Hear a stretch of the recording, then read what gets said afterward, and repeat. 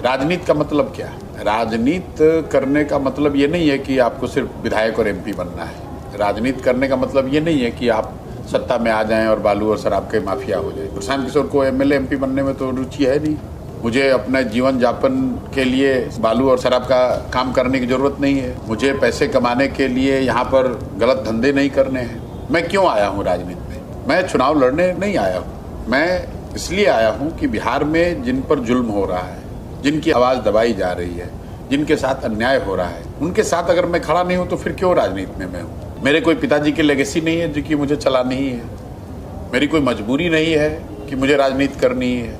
मैं स्वेच्छा से आया हूँ, इस सोच से आया हूँ कि देश का सबसे गरीब और पिछड़ा राज्य बिहार, उसको या मैं सुधारूं या आप सुधारें। सुधार का प्रयास आज हो या 10 वर्ष के बाद हो, करना तो किसी न किसी बिहार के लड़के को ही पड़ेगा, किसी न किसी बिहार के बच्चे को ही करना होगा। और मैं ऐसा समझता हूँ कि अगर भगवान ने मुझे कुछ शक्ति बुद्धि दी है तो मेरी ये नैतिक जिम्मेवारी है।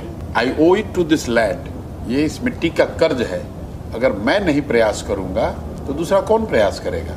इसलिए आकर प्रयास कर रहे हैं। सफलता मिले न मिले क्या हो, मैं कोई छात्रों के मुद्दे पे थोड़ी ना बिहार में आया हूँ। मैं तो 2.5 बरस से 5000 से ज्यादा गांव में गया हूँ, पैदल गया हूँ, गांव में रहा हूँ, देखा हूँ, लोगों से बात करी है, घर घर गया हूँ। हम तो आंदोलनों में जाते ही नहीं। पिछले 3 बरस में 87 से ज्यादा यहाँ आंदोलन हुए हैं जिस पर सरकार की बर्बरता, उनकी लाठीचार्ज हुआ है।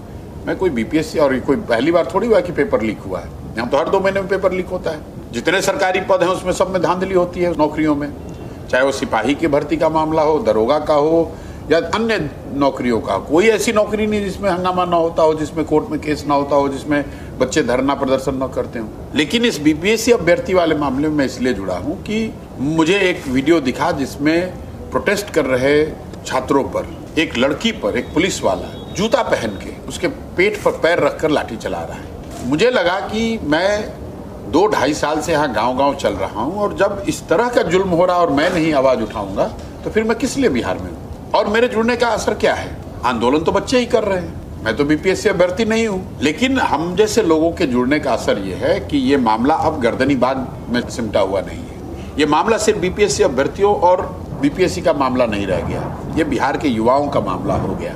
बिहार का हर युवा ये समझ रहा है कि उनके साथ अन्याय हो रहा है, सरकार गलती कर रही है। बिहार की हर महिला समझ रही है कि उनके बच्चों को, उनके बेटे को, उनके भाई को किस बर्बरता से पुलिस ने मारा है। तो अब ये मुद्दा सिर्फ बीपीएससी अभ्यर्थी का मुद्दा नहीं है, ये प्रशांत किशोर जैसे लोगों के जुड़ने का असर है कि आज न्यायालय में गंभीरता से इस मामले पर सुनवाई हो रही है, सरकार को जवाब देने के लिए बाध्य किया गया है। हम जैसे लोगों के जुड़ने का ये असर है कि राहुल गांधी आकर गर्दनीबाग में बैठे हैं। आज तक कभी ऐसा हुआ है?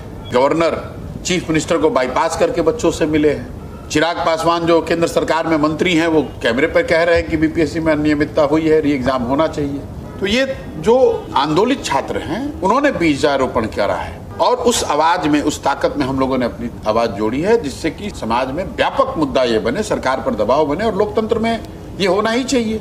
अगर मैं अन्याय के खिलाफ आवाज न उठाऊं तो फिर मैं किस लिए राजनीति कर रहा हूं? अगर अन्याय के खिलाफ आवाज उठाना राजनीति है तो राजनीति कर रहे हैं। अगर बच्चों के साथ अन्याय हो रहा है, उनके न्याय के लिए लड़ाई लड़ रहे हैं, वो राजनीति है तो राजनीति कर रहे हैं। हम कोई राजनीति